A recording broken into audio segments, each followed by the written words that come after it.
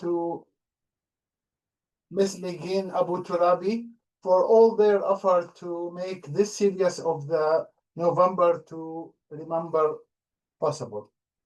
Secondly, it is my honor and pleasure to introduce our guest speaker for today, Professor Mohammed Alani.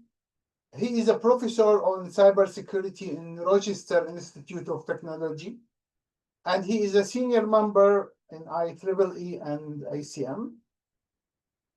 He is a highly respected figure in the field of the cybersecurity with extensive experience in both academia and industry. Professor Alani has dedicated his career to advancing cybersecurity research and education.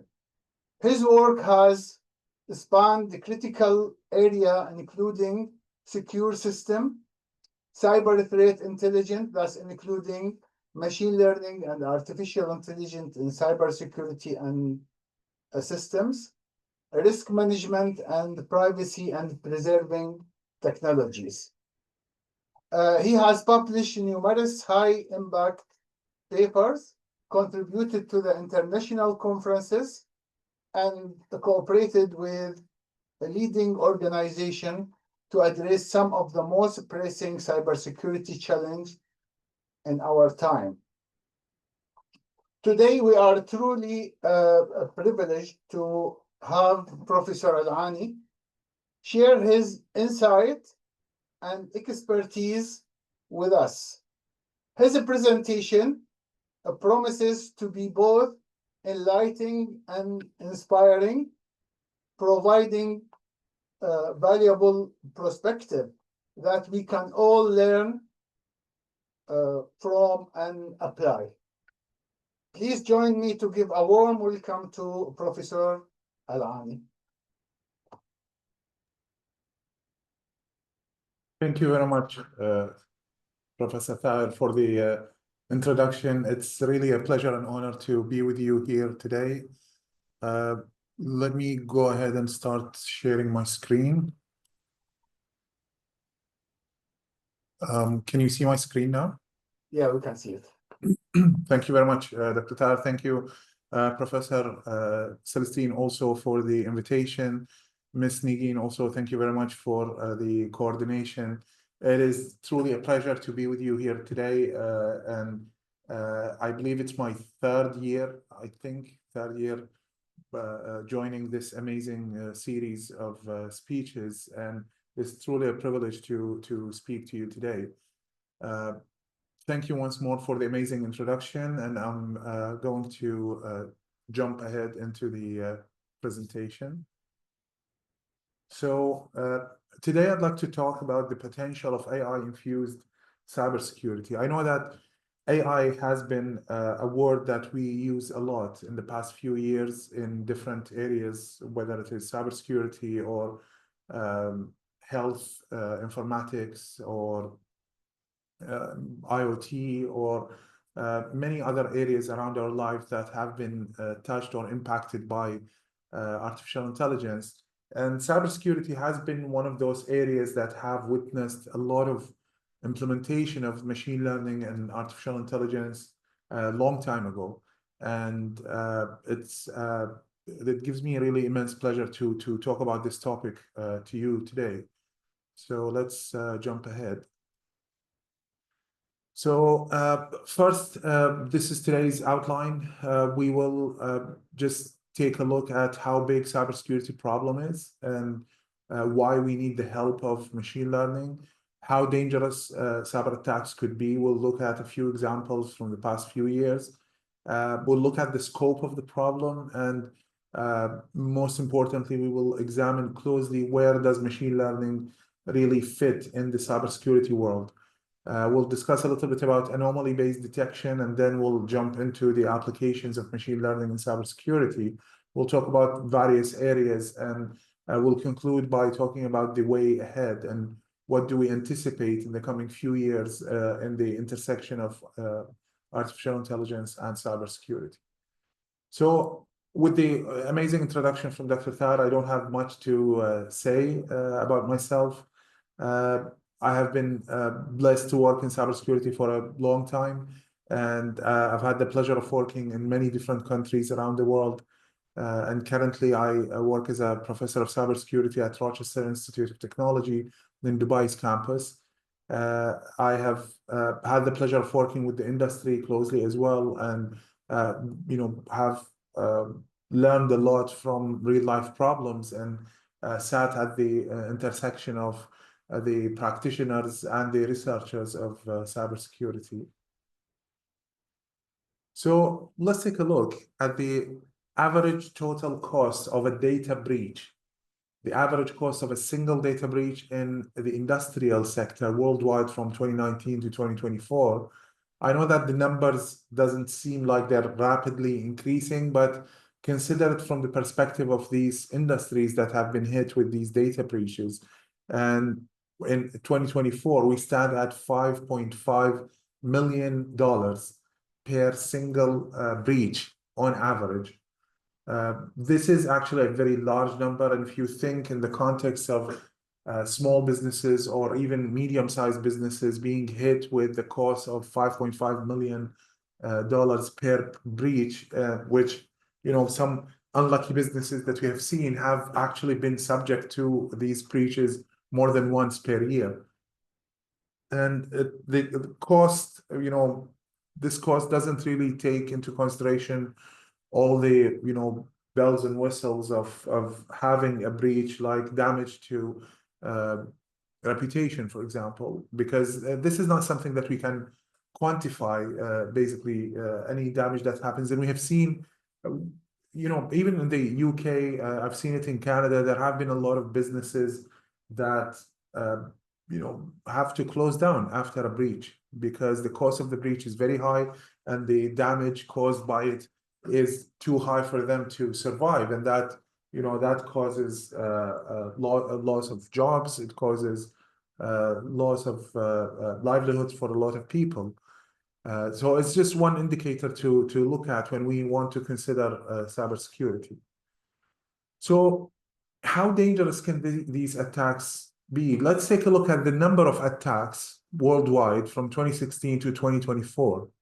So you can see there is a clear increase, and the increase have jumped from 2019 to 2020 because of, yes, you guessed it right, it's COVID-19, when people started working from home and we started relying on these IT-based systems a lot, and we ended up expanding our attack surface significantly, and ended up being attacked even more.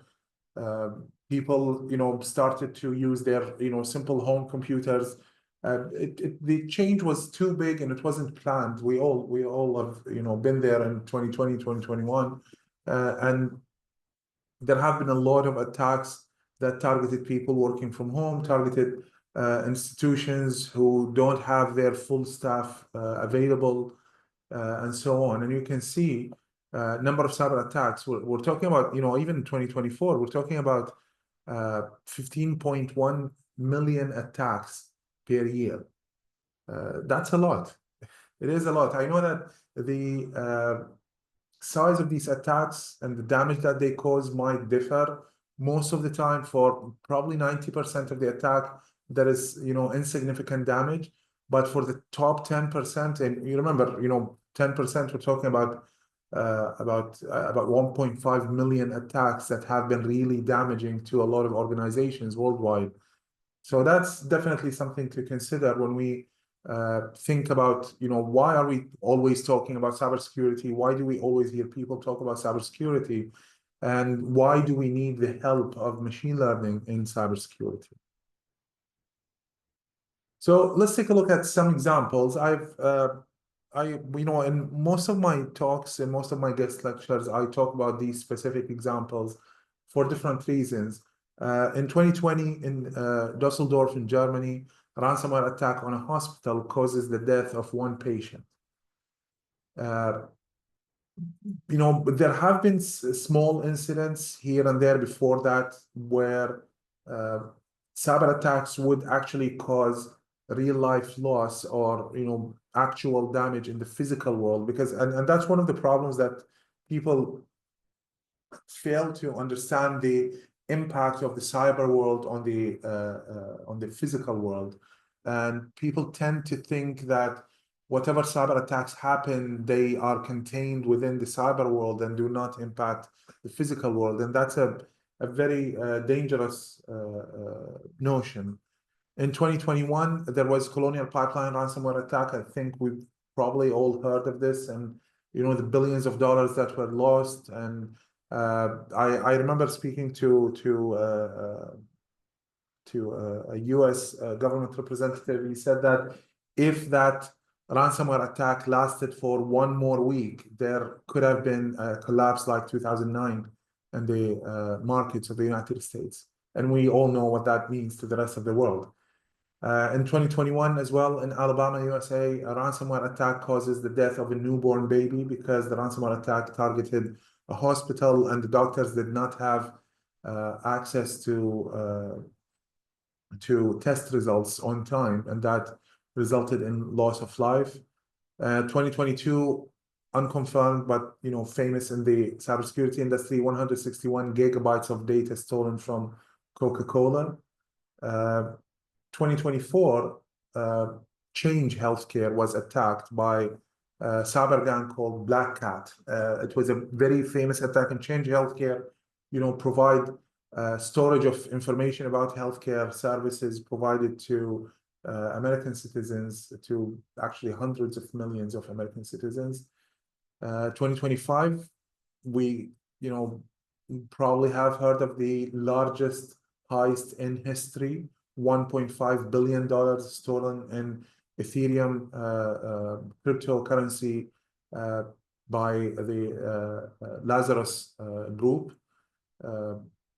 They attacked a very famous and popular cryptocurrency exchange called Bybit, and they stole $1.5 billion worth of cryptocurrency. And that is by far the largest heist, the largest successful heist. At least the one behind that was also done by Lazarus Group by attacking the Central Bank of Bangladesh many years back. But it wasn't success. They were trying to steal about $1 billion, but they ended up stealing about $70 or $80 million only from the central bank. So yeah, it's just giving you an idea about how dangerous these things could be, and why we need to talk about cybersecurity more and more. And these are just really super simple examples, because we've just noticed that we have about 15 million attacks in 2024 alone. So yeah, I just picked one of those 15 million attacks to show you. So on average, and these are some really sad statistics, but it's the actual state of what's happening. On average, it takes an organization 277 days to detect a data breach. This was based on stats in 2022 by IBM and Parman Institute. Can you imagine a company gets hacked and they only discover that they have been hacked 277 days later? The report also mentions that even technology companies, on average, it takes them about 170 days to detect that they have been hacked. Advanced persistent threats, the APTs, the three most terrifying characters in the cybersecurity field, makes the process even more complex and expensive. Advanced persistent threats are state-sponsored threat actors, and being state-sponsored means that they have virtually unlimited resources, whether we're talking about financial resources or computing resources or human resources as well. And they take their time. Believe me, I've seen one of these attacks, and the attackers stayed dormant in the system for more than 1 year before they actually hit and did whatever they wanted to do. There is also a new twist in the story, which is the ease of access to sophisticated attack tools. There have been a lot of different attack tools that are being made available. Some of them are AI infused, some of them are not. But that definitely adds another layer of complexity to our problem, that the good tools that are being used to test our systems are also available to the bad guys as well. It's not only available to us. So that's something to consider. So where does machine learning fit in this complex cybersecurity world? Usually, we want to detect attacks as soon as they happen, and we want to stop them and protect our systems. And in order to make successful detection, there are certain conditions that we need to meet. And the first of these conditions is that all system actions must be observable. And this is something I, repeatedly, if any of my students were here today, they would, tell you that they have heard this, they have heard me say this in almost every class that I give. All system actions must be observable. In order for you to protect the system, you need to have really good visibility into everything that happens on the system, because you simply cannot protect what you do not see. And observability comes from logs. If your computer, let's say your phone, you tried the wrong PIN number several times and your phone locks up and says you need to try again in 20 years or whatever. How does the phone know? Because there is a log file that records every attempt, every failed attempt and every successful attempt as well. And this is where we need to be looking. All system actions, when someone tries to log in and fails, someone tries to log in and succeeds, when someone tries to connect to a certain service on our server, when someone fails to connect, when someone, access, or when someone switch on their computer, someone switch off their computer, when they initiate a connection with the server, all of these things need to be recorded so that we can have proper visibility. Second, we need a proper baseline. Machine learning systems are systems that are capable of learning what is normal and flagging what is abnormal. And that's what we mean by anomaly-based detection. The other type of detection, of course, is the classical one that we have that doesn't include machine learning, is called signature-based detection, where we have a database of signatures, a database that tells us what do these different attacks look like, and then we can try to look for matches. And you've probably come across terms like these when your anti-malware software gets updated. You get a pop-up that says malware definition files have been updated, or malware signature file have been updated, which means that there is a database of signatures that and these signatures could be part of the code of the malware. They could be a hash generated from the malware or anything else that help us know that this is definitely malware. In anomaly-based detection, things are different because we don't have signatures. What we do is that we try to teach the system what is the normal behavior. My normal behavior is, for example, my computer sends and receives 1 gigabyte of data every day. If suddenly my computer is sending 10 gigabytes of data one day, that's an anomaly. That's not my normal behavior. If my normal behavior is to log in at 9 a.m. and log off at 5 p.m., if my account logs in at 1 a.m., there is an anomaly. So basically, we start with a baseline to teach our system what is normal, profile our users, profile our applications, our systems, and then the system gradually will be able to flag anything that looks abnormal. In that detection, we also need to set certain sensitivity because we don't really want to have a lot of false positives. Of course, false positives are a problem. False negatives are also a problem. So what are those? False positive, so there are 4 types of alerts. There is an alert and there is an actual attack, which is a true positive. There is an alert and there is no attack, which is a false positive. There is no alert and there is no attack, which is true negative. And then there is an actual attack, but there is no alert, which is what we call false negative. Of course, the idea of having false negatives is really scary in cybersecurity, but false positives are also problematic. Why? Because it causes something in cybersecurity, we call it alert fatigue, which means that your team, so usually I've seen how this works in companies. cybersecurity systems, cybersecurity teams are always overworked, understaffed, under-budgeted all the time. And that's always going to be the scenario. If you're working in cybersecurity, you know that's true. And you know that there is no realistic scenario where you would have unlimited budget to hire people or get new technologies. So alert fatigue is a very serious problem, because if you have a team of 5 people working in your security operations center, and each one of those receives 100 alerts per day. Out of these 100 alerts, 99 of them are false positives, and one of them is an actual threat. Then this is a lot of wasted time. And it would get to the point where your team is really exhausted and they will start missing actual important alerts. So that's why we need to work on that sensitivity. We need to make sure that we don't compromise on the detection capability, but we also don't waste the time of our team by having a lot of false positives.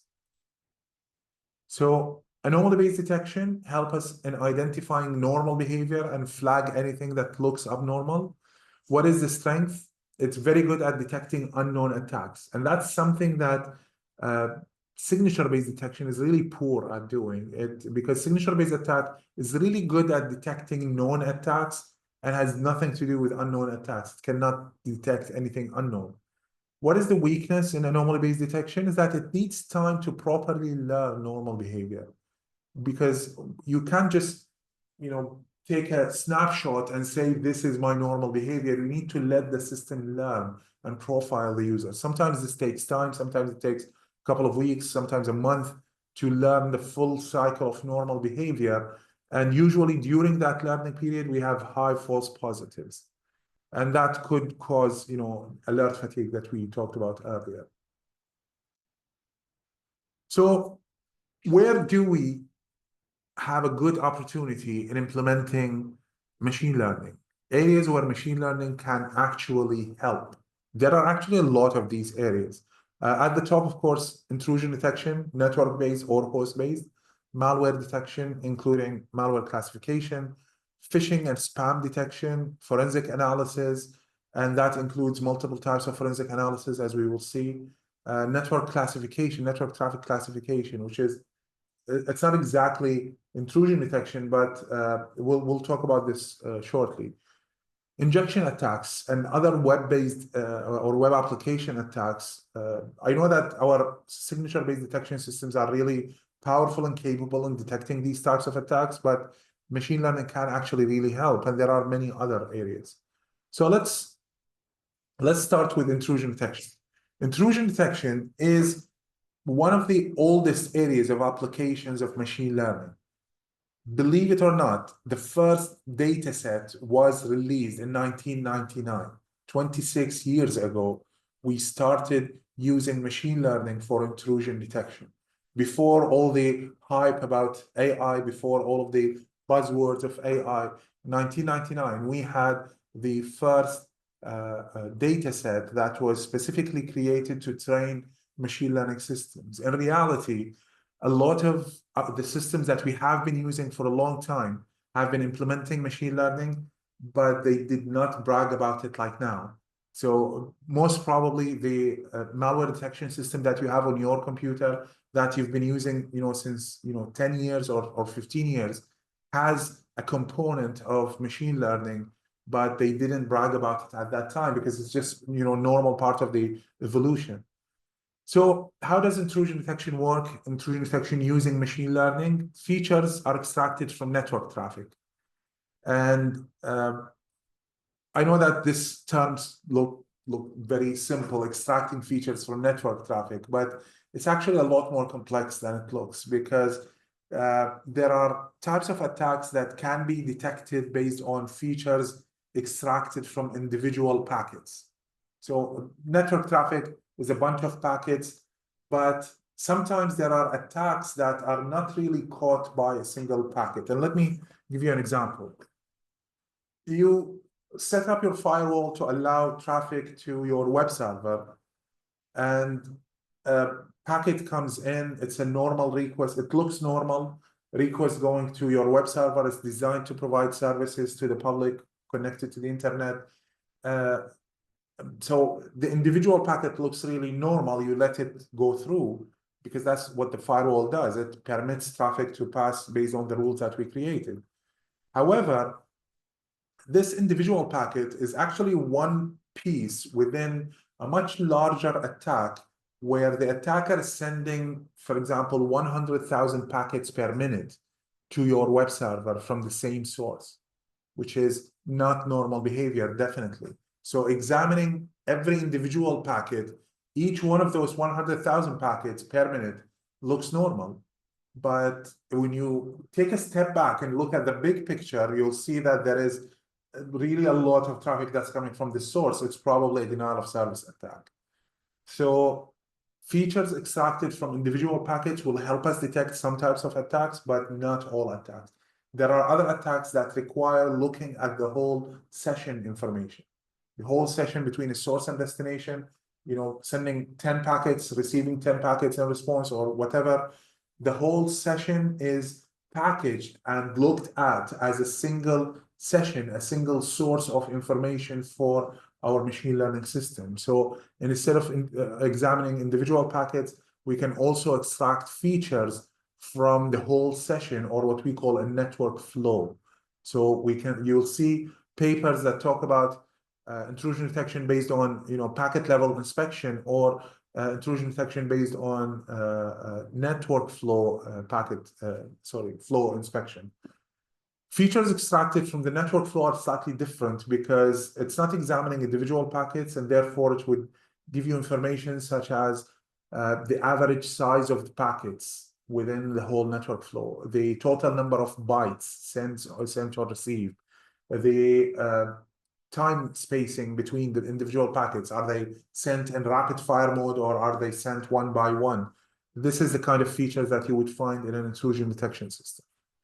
So since 1999, there have been really a lot of very interesting and very close to realistic data sets that have been released.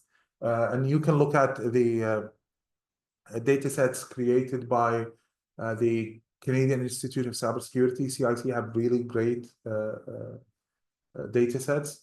There have been a lot of really good work by University of New South Wales in Australia.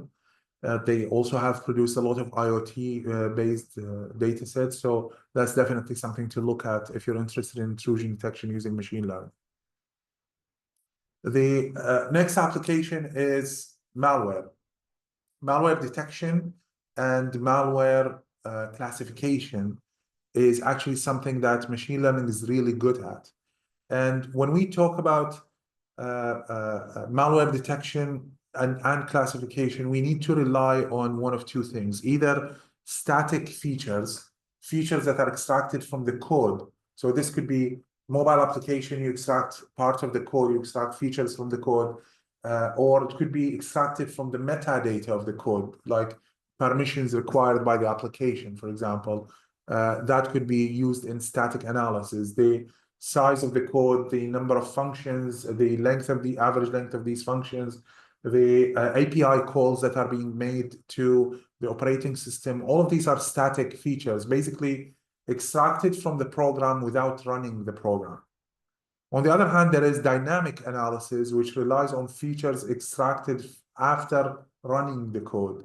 So dynamic analysis means that we run the code and we watch the behavior of the code. What is the program doing, so that we can figure out whether this is malicious or not. Features like this could include information extracted from memory captures, for example, how many processes are generated by the application, this memory size of these processes. We can look at, how much memory the application is occupying. What is the behavior? Is it accessing specific files? Is it accessing specific DLLs, for example, in the operating system, or other types of libraries? But basically, dynamic analysis extracts features that indicate the behavior of the program rather than the code of the program. Machine learning can be used in identifying unknown malware. And this is a very interesting direction in research, because signature-based detection have been there for a very long time, since the first virus was created, since the earliest worm that was created in the 1980s. But signature-based detection, as we said, it's really good at detecting known things, but it's really bad at detecting unknown things. So machine learning comes in and lend a helping hand in identifying unknown malware, because it is capable of looking at behavior and identifying whether this behavior looks normal or abnormal. Categorizing malware, or even identifying the specific family of malware, this is something that machine learning is really good at. If we have proper training data, definitely an AI-based system can help us categorize malware properly.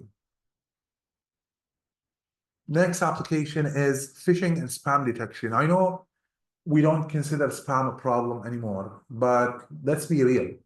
Spam is one of the oldest cybersecurity problems. And let me just explain to you how big the problem is. In 2024, spam emails are about 46% of all email traffic. And we know that email traffic is actually a very large portion of internet traffic. Today, as we speak, today on the 13th of November, 1.2 billion spam emails were sent on the internet. Can you imagine? Today, only 1.2 billion spam emails were sent over the internet just today. Can you imagine that, the spam problem was actually a lot bigger a long time ago. Around 2015, I remember seeing some statistics that said that about 30 to 35% of all net internet traffic was actually spam, which means that if we eliminate the spam problem, all of us will have 30% faster internet around the world. About 70% of successful attacks start with a phishing email. So before I jump onto phishing, I want to go back to spam. I know that you're not convinced that spam is a big deal. You receive, 1 or 2 spam emails every week or a couple of weeks. But in reality, the spam emails that end up in your spam inbox is less than 1% of all the spam that your account receives. We have got so good at detecting spam that our servers are actually deleting the spam and not delivering it to your spam mailbox. What gets delivered to your spam mailbox is something that is suspicious, but really at like a borderline. If your system is sure that this is a spam, it will delete it. And what you receive, believe me, it's less than 1%. So every time you receive a spam email, remember that your server saved you from 99 spam emails in response. Okay, so spam most of the time is used also part of phishing emails. About 70% of successful attacks start with a phishing email. If you look at that number, 70% of all successful attacks start with a phishing email. I know that it's a cliche to say that humans are the weakest link in the cybersecurity world, but in many cases, when we have poor awareness, we have really high success rate in phishing emails. Phishing emails with malicious attachments count for about 75% of phishing emails. The rest is phishing URLs. And for some reason, people tend to deal with URLs with a little bit more caution than attachments, malicious attachments. And we know that malicious attachments, they're about 75% of all phishing emails. And that's a very large number. So how does machine learning help us in this problem? Phishing detection using machine learning relies on 2 types of features. Features extracted from the URL. If it's a phishing URL, it's not a phishing attachment, because phishing malicious attachments in phishing emails are mostly detected by malware detection systems, not by phishing detection systems. On the other hand, phishing URLs are usually detected mostly successfully by machine learning systems. Machine learning systems rely on 2 types of features when they're catching phishing URLs. First is what we call lexical features, features that are extracted from the link itself, like, for example, the total length of the URL, the name, the number of characters within the file name in that part of the URL, how many slashes are there, because it shows you how many subfolders basically. How many dots would also show you how many subdomains exist within the URL. And the other type of features are features that are extracted from outside sources. Like, for example, the domain age. One of the biggest indicators of an issue is that if the email is coming, or the URL is a fairly new URL. What that basically means that if the domain was created 5 days ago and suddenly you receive a message from that domain, that's actually very interesting. I'm going to jump out of the presentation just for a second, because I just remember that I had a really interesting email received just today or yesterday. Very interesting phishing email. So I'm just logging into my account to show you that email.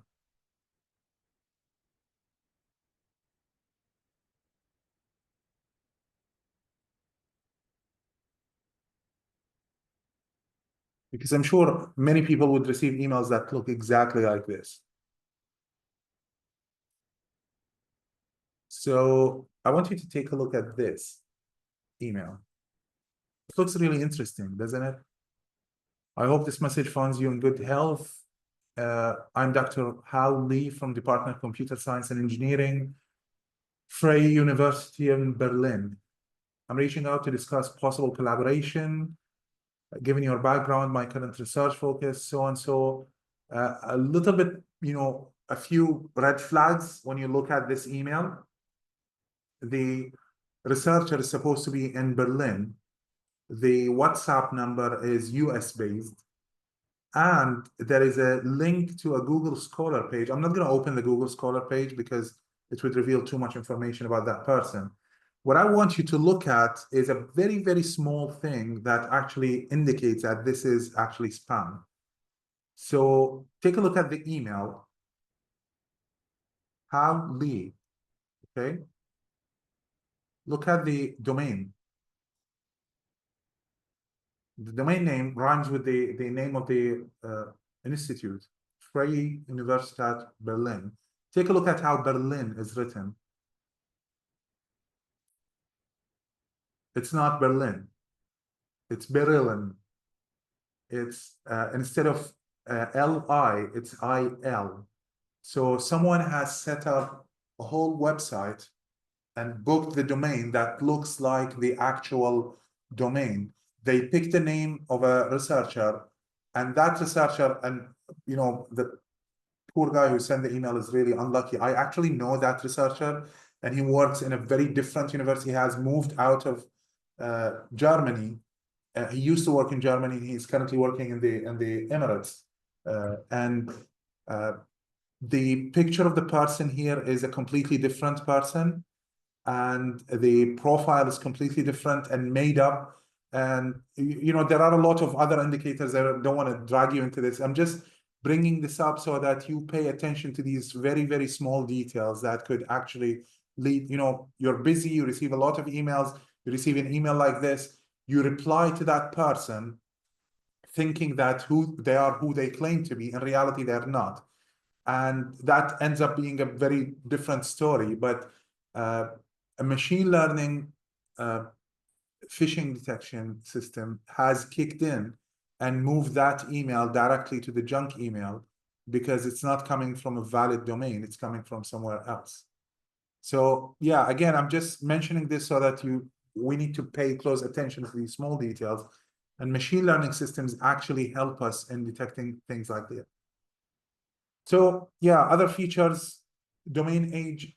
If the domain is really new, then it's a bad indicator. If the TTL time is very small, that's also a bad indicator. Response time, if the response time is really slow, because usually attackers wouldn't want to spend a lot of money to create really powerful servers that would serve you the malware really quickly. They spend the minimum amount to create that infrastructure to deliver the attack. A next area of application is forensic analysis. Machine learning is really good at helping us in network traffic forensics, and basically three areas or three directions of forensic analysis, including network traffic forensics to extract artifacts from network traffic after the attack, memory forensics so that we can create memory captures and extract artifacts from the memory as well, and classifying these artifacts into malicious and non-malicious, and of course, file system forensics. We have seen a little bit of progress of applications of machine learning in file system forensics, where machine learning-based systems were capable of recreating files that have been deleted and some of their parts are not really there, but the machine learning system might be able to predict basically the some missing pieces in those files. One other application that people mostly overlook is network traffic classification. Now, why do we need a network traffic classifier? In 2024, 75% of all internet traffic is encrypted. What does that mean? We cannot filter encrypted traffic because we can't read the content, and therefore we cannot decide if this is malicious or not.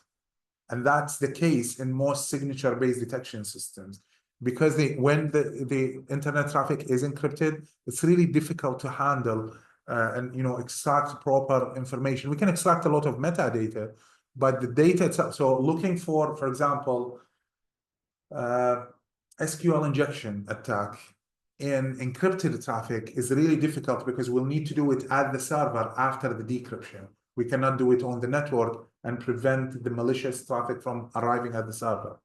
And keep in mind, about 95% of all web traffic is encrypted.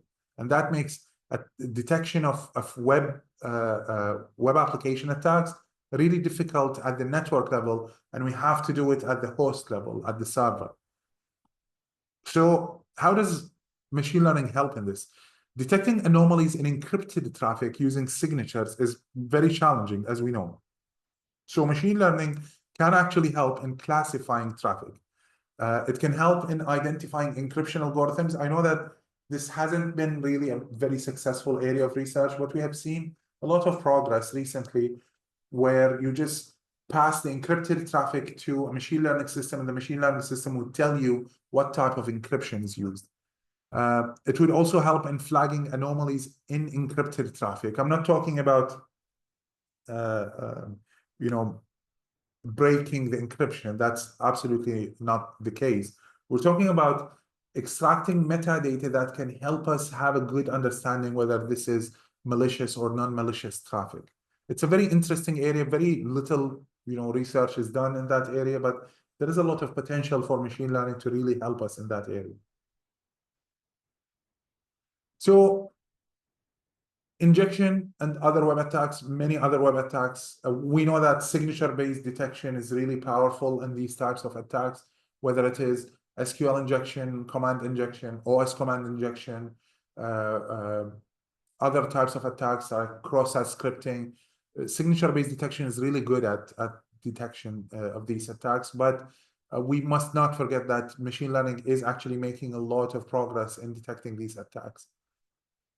We can train machine learning systems to analyze HTTP requests and make a decision whether these are, containing any injection attacks or process scripting, cross-site request forgery, or other types of web-based attacks. So finally, what is the way ahead? All of the things that we've discussed so far are things that have been under research, some of them for over 20 years, some of them are fairly new. But we want to talk about LLMs, large language models. There have been a lot of talk in the past few years about LLMs and the growth and adoption of LLMs, and everyone creates their own LLM and chat with him. But how can we actually use LLMs in the coming few years in cybersecurity? Now, let's keep in mind that cybersecurity practitioners are really tough to convince about new technologies. So relying on a black box system is really challenging for cybersecurity professionals because, and I remember I had a discussion with a chief information security officer in a very large bank back in Canada, and he said that, you know, cybersecurity is too big of a problem to leave it to a black box, which is machine learning, basically. So we really need to have very good understanding on how these systems actually make decisions. And that's where the third point in this slide kicks in. Explainable machine learning would significantly help machine learning gain the trust of practitioners, because practitioners do not trust machine learning. We need to explain how these decisions are made so that we align it with human experience, and that would convince, you know, people to use these technologies. Back to LLMs, how can we use LLMs? Possible areas of development. Auditing. Auditing is one of the areas that people hate. I know that, you know, I have friends who work in accounting, and even auditing in accounting is really something that's repetitive and boring most of the time. So the same thing applies to cybersecurity. Auditing in cybersecurity is a big issue. It's a very slow process. It's a very necessary process as well. Summarizing reports like threat reports or threat intelligence reports by LLMs could be something that we can you know, see in the future. It is possible now, but we don't use it significantly in the field because LLMs are not really very well trusted yet in terms of cybersecurity applications. Risk assessment, having proper qualitative risk assessment and reporting could be something that large language models could help in the near future. We also need to work on lightweight machine learning systems. We have seen, you know, LLMs that have really, you know, they are power hungry. And when we talk about on-device solutions for devices like IoT devices, for example, that have very limited processing power, very limited you know, memory, very limited storage space, we definitely want to see lighter weight machine learning systems.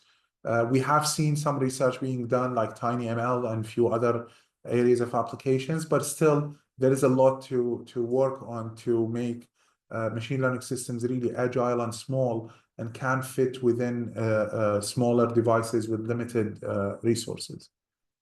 I think that's all on my end today. Thank you very much for sticking around and listening to me, you know, babbling for the past 45 minutes. I'd like to welcome any questions. Thank you very much, Professor Alani, for your insightful and inspiring presentation. At this point, we would like to open the floor for our audience. So if you have any question, or would you like to engage further with the Professor Alani for any aspect of today's discussion, please feel free to ask. Yes, Somail? Good evening, Prof. Very exciting presentations and well details, and thank you for the story. In the area of cybersecurity using machine learning, lots of work have been done in that area using machine learning to detect abnormally. You talked about static signatures, which used to be IDS. Then from IDS go to the IPS, which is it make a proactive decision whenever it doesn't recognize his signatures or one of the rule base.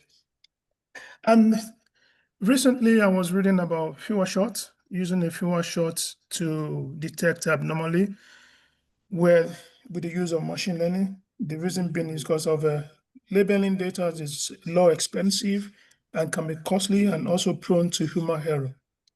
In that advent, the cost implications in incorporating this into the security operations environment can be cumbersome, can be expensive, and also needs professionals to integrate this. And I've seen some work being done in terms of anomaly is a SaaS product, and also abnormal is a SaaS product, which classify emails, whether it's spams or not, before releasing it to your inbox. And this is my question. What is the way forward? Because you talk about You spoke about SMARM and we human being the weakest link, weakest point within the cybersecurity operation domain. We are still, and then the spam still exists, and it's still one of the way the attackers get into an organizations. Out of 10, I think we talk about one recent attack that one attack can just take a company in the organization out of the way. We've seen that in terms of Experian. Today, Experian is no longer there, which happened to be one of the major cyber attacks. Prof, can you just give an insight to it? How can this machine learning be incorporated with fewer costs? So that's an excellent question, Samuel. I think that considering the costs is a really important aspect of implementations of machine learning. And as you mentioned, the cost is not just the cost of the technology, it's also the cost of training people, the cost of incorporating the technology in a way that it, at the beginning, we need to test it, significant tests, and ensure that it's actually reliable and ensure that it works, what is promised to detect 99.99%, for example, of spam and spam or phishing, basically. I think that it's when artificial intelligence and machine learning become more democratized by getting the costs lower in terms of hardware as a first step, lowering the cost of hardware that can run reliable machine learning. And that would lead to lower, because when the hardware cost is really high, many organizations are going to be hesitant. They would say, we have our own systems, we can train our people to be good at spotting, phishing.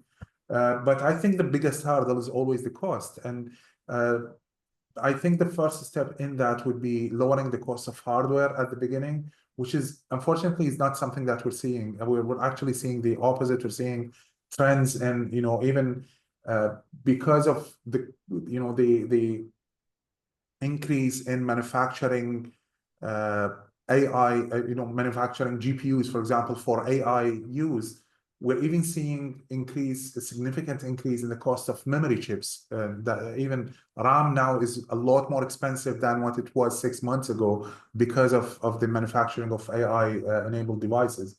And we need to see really a good drop in the hardware prices, and that would lead to more democratized use of AI, where people would have easier access. Smaller businesses, medium businesses would have the ability to purchase hardware that can support AI. I think in the near future, we will be seeing firewalls with AI-enabled chips. We will see intrusion detection hardware with AI-enabled chips, and that would probably make it more accessible to many organizations. I wish I had, better news to share about the costs in the coming 1 or 2 years, but I don't think it's going to get lower that soon. Thank you very much. Thank you, Sam. Thank you very much. Elisha Awandi, please.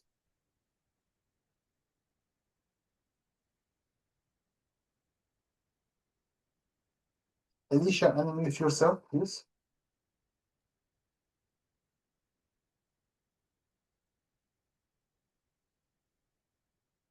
We can't hear you, Alicia. I don't know.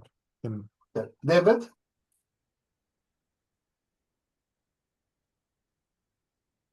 Hello, can anyone hear me?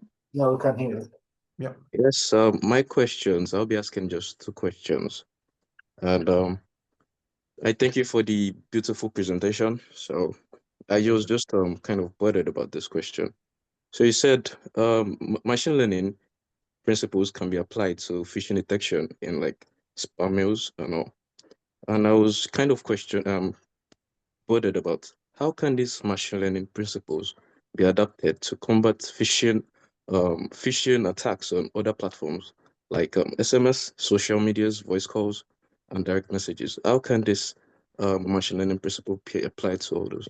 And about the classification, about the big error margins, is it a fruitful research direction, or should the focus remain purely on the behavioral analysis of this traffic flow, regardless of the specific cipher used?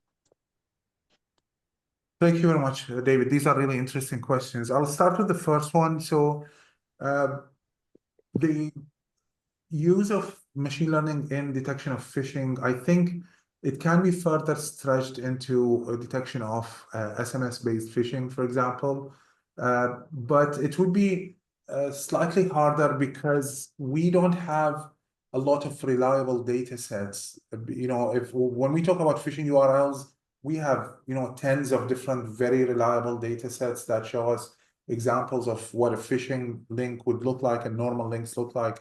But in terms of SMS, I don't remember seeing, there is probably maybe, but it's not an area that I've worked on.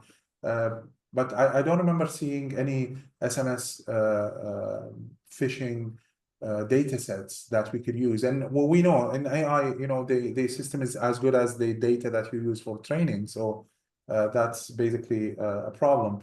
Detecting phishing or scamming using phones is getting harder, actually. It's not getting any better because of deep fakes and other technologies that are being employed, which is also AI generated, basically, AI generated problem, we call it, of deep fakes, whether in audio or even in video calls.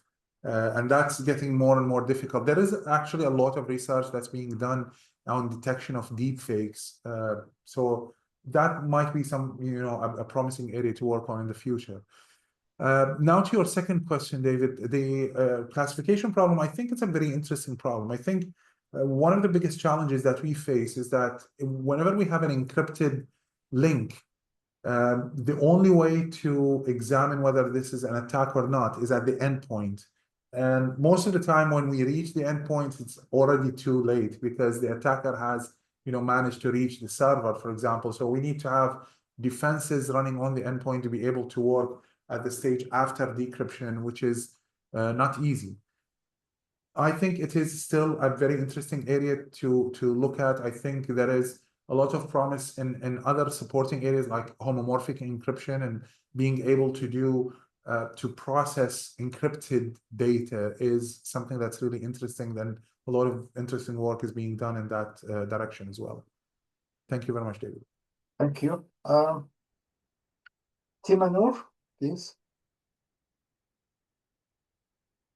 Timanur, unmute yourself, please. Hello. Thank you so much, sir, for the deep insights into your presentation. So I have two questions. One, the first one is this. In your presentation, you give us the currently costs of cyber attacks from 2019 to 2025. And we saw that there's an increase, there's a continuous increase, even with a lot of technologies coming every day. So I read somewhere in a report that says that the third biggest economy in the world is the cybercrime economy. Aside US, China, the next biggest economy is the cybercrime, which means this industry will continue to attract cyber criminals. And we also have a challenge of a shortage of talents, personnel who can actually combat these attacks. And the entry level most times is always very difficult. In your experience, both as a professional and also as an academia in the space of cybersecurity, what do you think students, young graduates, what skills do you think they should be looking at to be able to bridge, to overcome that barrier for entry level personnel into the sector so that they can also support in combating this crime?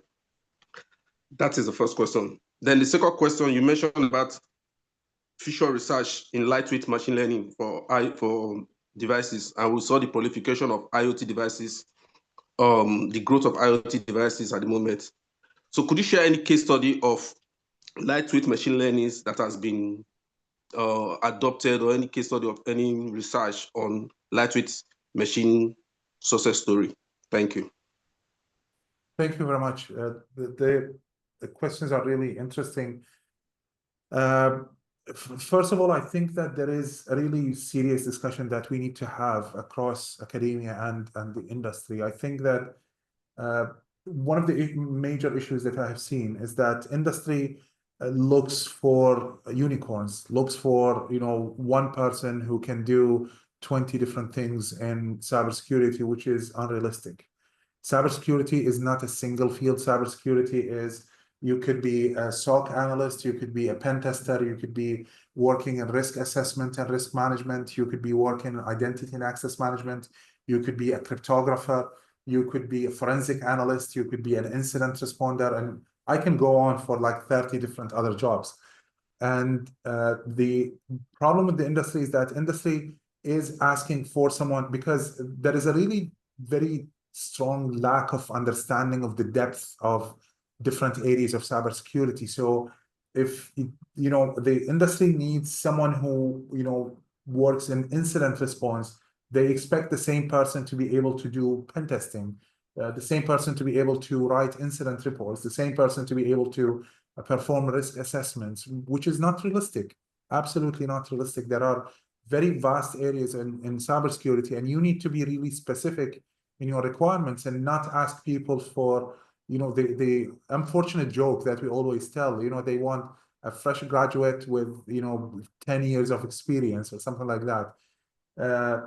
I think that the solution lies in having a better understanding from the side of the industry. That's number one. The second is to close the gap. And I know I've been hearing this for the past 25 years. We need to actually close the gap between academia and the industry by sitting together and listening to what the industry needs. I can, you know, tell you 3 or 4 different skills. I can tell you that if you want to work in defensive security, the best thing that you can learn is threat hunting, which is great. Threat hunting is basically detecting attacks that are not detected by automated systems like intrusion detection systems. And that would be one of the best skills that you could learn, you know, doing threat hunting. Incident response is really important. And all of the areas are actually important. I know that definitely we don't have enough people working in cryptography because the math is very difficult and people are not interested in you know, spending long hours trying to understand how the math of cryptography works. But the reality is all of these things are important, and what you need to do is you need to find the thing that you really love, you really enjoy, and focus on that. Develop your skills so that you stand out in that particular area, in that particular niche, and make sure that you continuously learn. You know, I've been working in this area for really close to 25 years, and I always have, I can show you, I always have books around me. I always read new things. I listen to podcasts. I listen to audiobooks. I try my best to stay up to date, because otherwise, you know, the things that I studied in college 20 years ago are basically irrelevant now. They're really very small things that I've learned 20 years ago are relevant to what's going on in cybersecurity. So you need to really be up to date, find your passion, and you will succeed eventually. I know that the beginning is really tough, finding, you know, SOC analyst job, spending, you know, working on call and spending long hours and having to be at the office at 2 a.m. because someone forgot to close a port on the firewall or something. That's the reality of how cybersecurity is. And we enjoy doing it despite all of these things. So yeah, I wish you and everyone all the best. Professor Alani, question from me, if you don't mind. Yeah, please. Since the machine learning system really rely heavily on data, and I have many students, PhD student and master degree student, they do research in machine learning for cybersecurity. Now they rely mainly on the secondary data, and most likely this secondary data not fit the purpose of the research. So kindly, if you could highlight how the student will be organize the primary data, ensuring the quality, the privacy, and the ethical issues? That's an incredible question, Dr. Thad. That's really great question because, as we said, the AI-based system is as good as the data is, and relying on and I've seen a lot of research being done, really good effort, but sometimes you find things, and I'll give you just simple examples. I know that all of us have been in that position at some point. Working on, for example, an intrusion detection system built for Internet of Medical Things. And then I bring a data set that is used for industrial IoT or for IoT in general. And by doing so, I'm actually missing the specifics of the patterns of traffic that come from Internet of Medical Things, because medical devices do not send a flood of data like industrial systems, for example. They send small amounts of data in small bursts.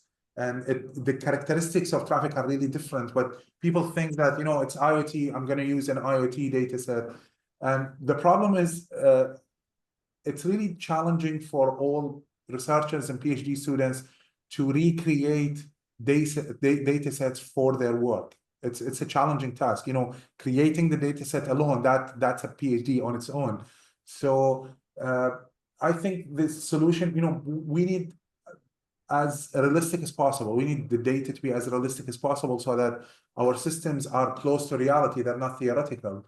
And it's a very serious issue that you mentioned here. I think the solution lies in probably building realistic data sets, collaborating with researchers in other places to create data sets that would serve more than one project. Probably that might be the answer, because creating, a data set for each student or each researcher is really a lot of work, and maintaining privacy issues and, ethical approvals. Sometimes if we're talking about, Internet of Medical Things or, any data is originating from a human being, and that would require some sort of ethical assessment and actions to maintain privacy as well. Yeah, thank you so much. Thank you. Awesome. Victor, now, if you have a question, unmute yourself, Victor. Yes, thank you. It's been a very insightful session.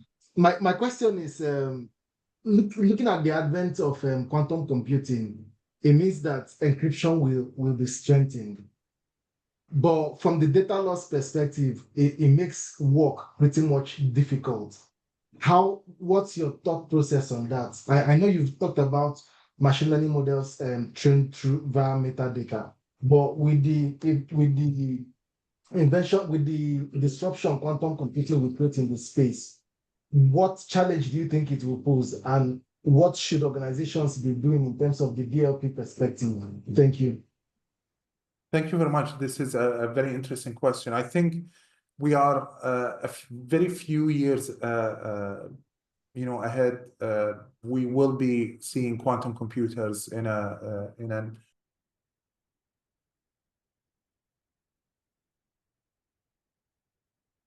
What happened? I think we lose the connection with the guest speaker.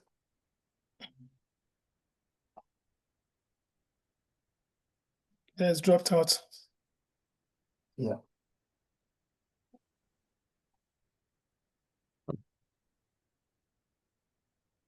Okay.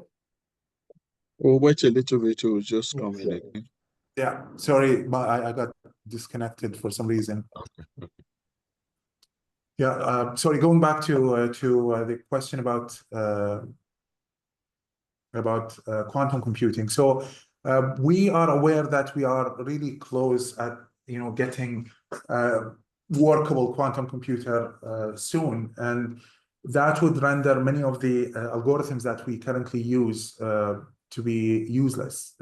So algorithms that used to be considered solid algorithms, such as RSA, such as some of the hash functions as well, probably elliptic curve cryptography. So what is the answer? What do we need to do? There is a lot of work on post-quantum cryptography and really good research being done. A lot of algorithms are now being adopted very rapidly by NIST, and they're making a lot of mistakes and corrections. But one of the main issues in these algorithms is that most of them are actually consuming a lot of processing power. They need a lot of memory. So I'm not really sure how how close are we in creating some sort of post-quantum cryptographic algorithms that are lightweight enough to work on smaller devices like IoT devices, handheld devices, medical devices. I actually have a group of students working on a project relevant to this, and we are trying to figure out, algorithms that can survive quantum computers but still don't overweigh, the smaller devices with a lot of processing. But that's definitely an interesting problem to consider in the coming few years. Thank you. Asoto, Bradley, please. Unmute yourself. I think after him, Negin, so that we can round up on time. Or Okay. yeah, I haven't seen you again. Sorry. Yes, yeah, you can go ahead. Thank you, Professor Alani. So I have a question like, do you think can we have collaboration to some projects of machine learning to identify encryptions? Do you have any hints or suggestions? So cryptography is my early first love in cybersecurity. I started out in cybersecurity as a cryptographer, and my first ever paper was published in, I think, 2001, was actually a design of a block cipher. But then I got, and this is, something that probably answers one of the earlier questions about getting the job and, working on specific skills. I came across a job that had to do with networking, and I fell in love with networks and eventually ended up working in network security, specializing in network security. So I'm always interested in working, at the intersection of cryptography and networking and building cryptographic protocols. Is definitely something that I am willing to explore. Good. So we're going to have a big collaboration, right? Absolutely. That'd be great. Thank you very much for the insightful session you delivered. I truly appreciate the time, knowledge, and clarity you brought to this session of November to Remember. Your presentation was both engaging and valuable, and I'm grateful for the opportunity to learn from you. And now I would like to invite my dear Professor Celestine to come forward and present the award. Professor, please. Oh, thank you so much, Dr. Ta, for moderating very well. Thank you, the Ambassador of the Day, Negin, for a very good job arranging, doing all the work at the background. And thank you for the speaker. This is the 4th year now he has showed up. There are people you can count on any day, anytime. I told the head of school, I said, there are people that Alani is one of them. And then no matter what he does, and the ambassador said something. He said, when I send him an email, less than 15 minutes he will reply. He does like you. I said, when you see great people, it's the same best that moves together. Thank you so much for accepting to be in this. So as usual, we are giving you another award that you know very well, and then I don't know if everybody can see this. No, we cannot see anything. Yeah, you also see. Oh, it's yeah, we can see it now. Yeah. So this our award again, November to Remember series. I told Sam, I think it's now time. The 5th time will be in the physical. So we'll try to bring you in. So I'm thinking, I'm having some dreams of what will happen next year. So hopefully we'll be able to bring you down. Thank you so much. We appreciate you, and then we thank you for being part of November to Remember series of Talk 2025. Thank you so much. Thank you very much. Thank you very Thank you. much, Professor Alani, for sharing the insight and expertise with us. And thank you very much for everyone attend this session and ask a question. Please join again, and we'll see you again. Thank you so much. Yes, tomorrow is the last day, and it's about career skills navigation. Don't miss it. It's going to be very, very insightful. Thank you and good night. Thank you very much. Could you, Celestine, share the email for Professor Alani, so we need to communicate? Yeah, exactly. Please, If he doesn't his mind. email, we'll share that email We'll with share you. it. Okay. It's very popular in online, so follow him, add him, and then he will gladly accept. Excellent. And Thank then you you so can much. also collaborate with him. Thank you. My pleasure. Thank you very much. Thank you for having me. Okay. Have a great evening, everyone. Good night. Thank you. Bye.